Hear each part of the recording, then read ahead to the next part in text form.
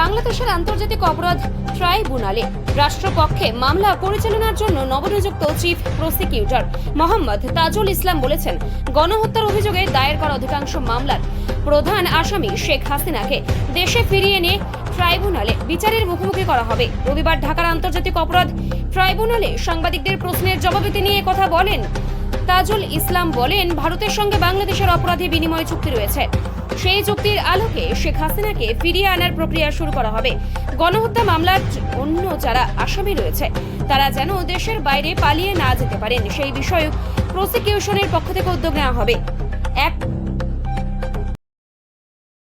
আমরা দ্রুততম সময়ের মধ্যে তদন্ত সম্পন্ন করে এইখানে একটা সুষ্ঠু বিচার চাইব।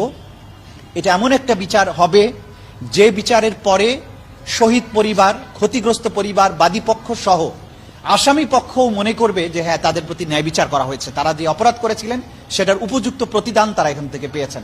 আমরা সেই অ্যাটমসফিয়ারটা ক্রিয়েট করার জন্য এখানে আপ্রাণ চেষ্টা করব। আমরা চাইব দ্রুততম সময়ের মধ্যে, যা আইনের একটা প্রবাদ আছে যে জাস্টিস ডিলেইড, জাস্টিস ডিনাইড।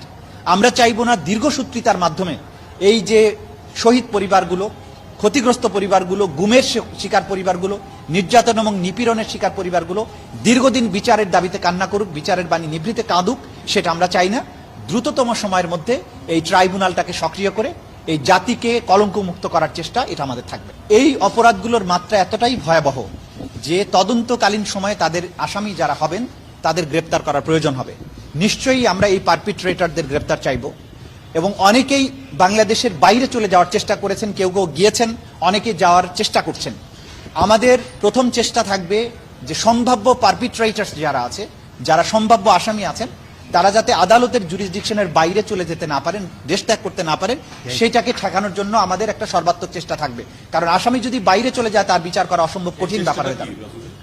এই চেষ্টা আইন প্রয়োগকারী সংস্থার মাধ্যমে, তদন্ত সংস্থা, আমরা আইন প্রয়োগ